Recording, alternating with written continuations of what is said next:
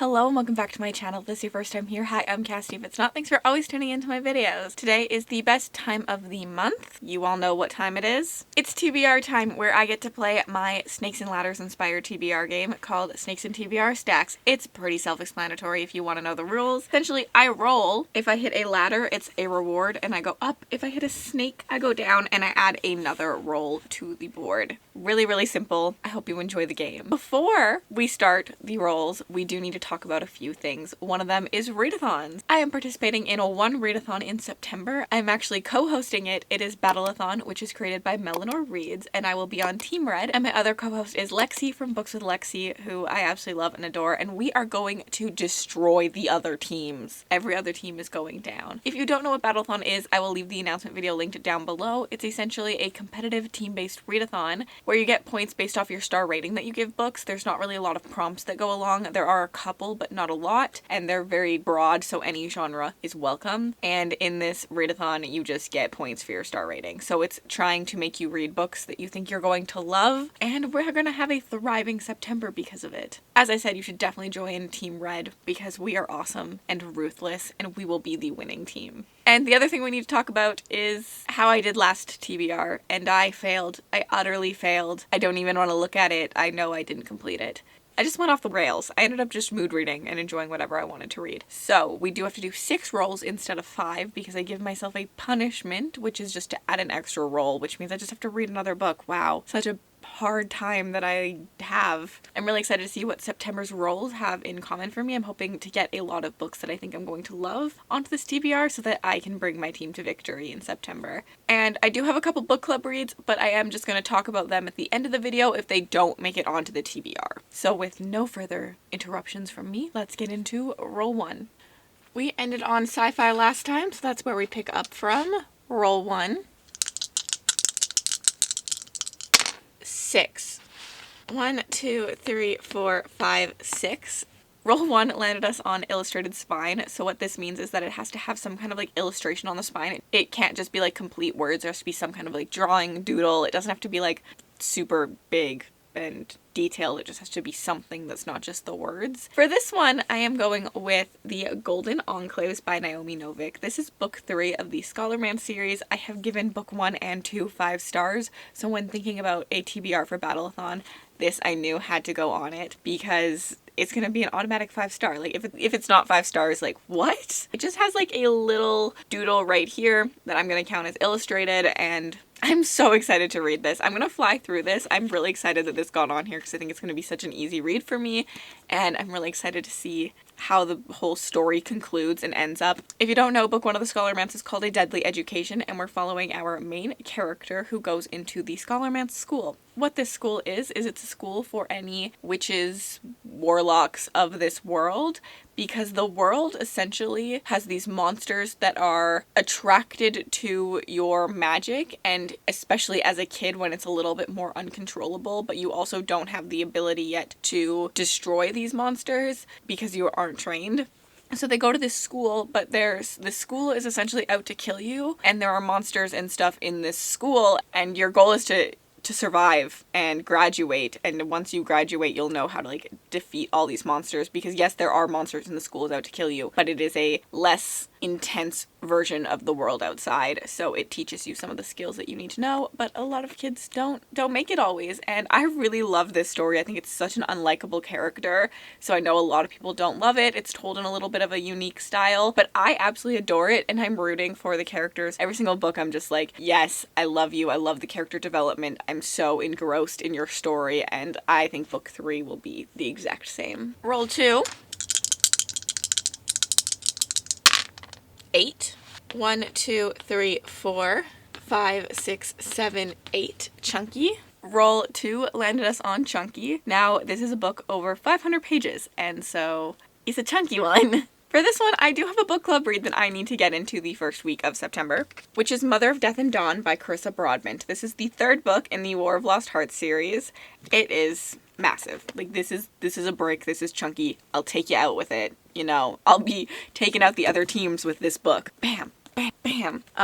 What am I doing? This series starts with Daughter of No Worlds, and we're following our main character, who is a slave, but she wants to escape her slavery, and in order to do that, she does something she shouldn't do, and she has to join the Order, which is like their magical ruling academy system. They're the only place that can protect her from what she had just done to escape slavery, but little does she know, she ends up being in similar situations within the Order, and the Order isn't always that great. She's fighting for the freedom of a lot of people, and just, yeah, I don't know how to explain the story that well, apparently. We also have a romance in the story between her and her mentor, and they just have like a mentor-mentee romance that goes along. He's only her mentor for like 50 pages though. It's a very sweet relationship. It's not enemies to lovers. It's more just like two people finding themselves together. Not my favorite type of romance. Honestly, I don't really like this series, but I'm reading it for Zahar's book club, Fanro Bookclub, and we have our live show in September, so I do need to get to book 3. And it's a brick. I'm planning to read this the first week of Battleathon because it will work for the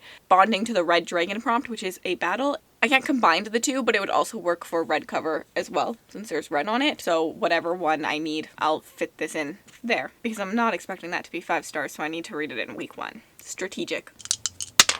2 book club.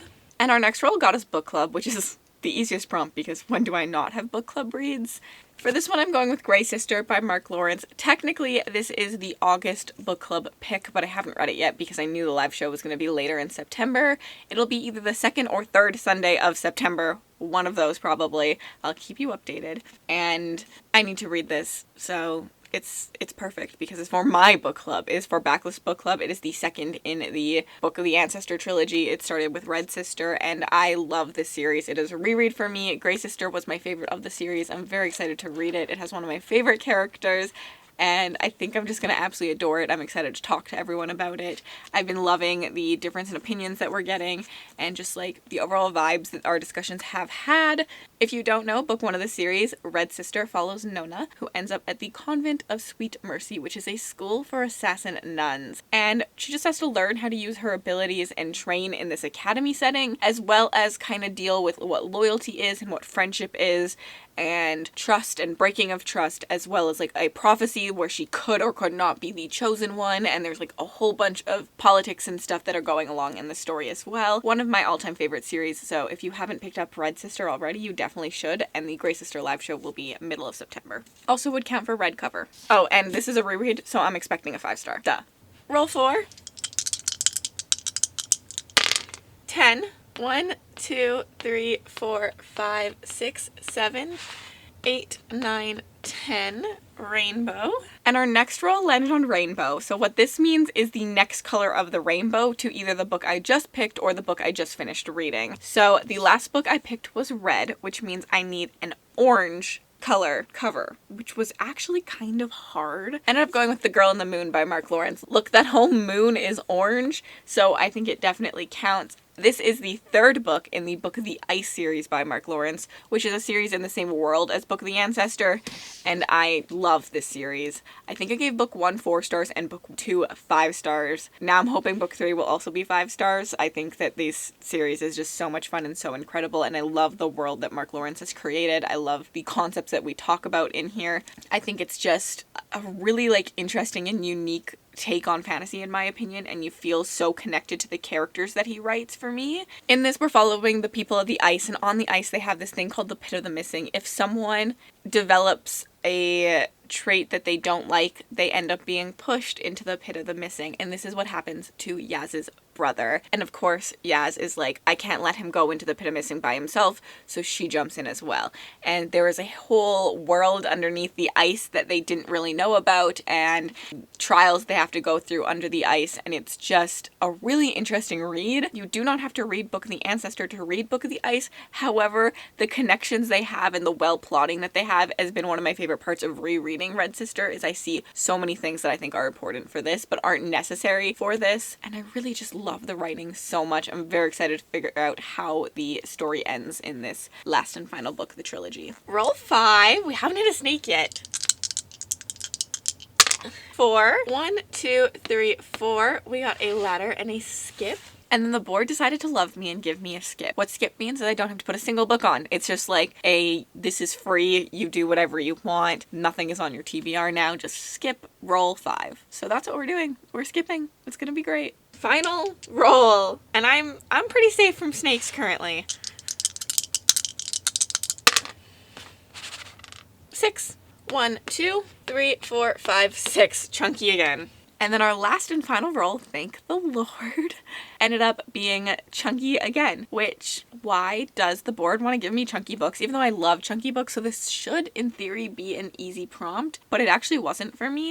And I am kind of cheating just a little bit because I'm picking The Emperor's Blade by Brian Stavely. This is a 5-star prediction for me. I'm really excited to enjoy this story. I think I'm going to love it. However, I technically count chunky as over 500 pages, and this is 492 pages. I'm cheating a little bit because I think it's close enough and I'm excited to read it. I want to read it, and I know September is a perfect time to read my 5-star predictions. Very excited to read this one. If you want to know more about my 5-star predictions, I do have a video on my channel. I'll link it down below. You can definitely go check that out.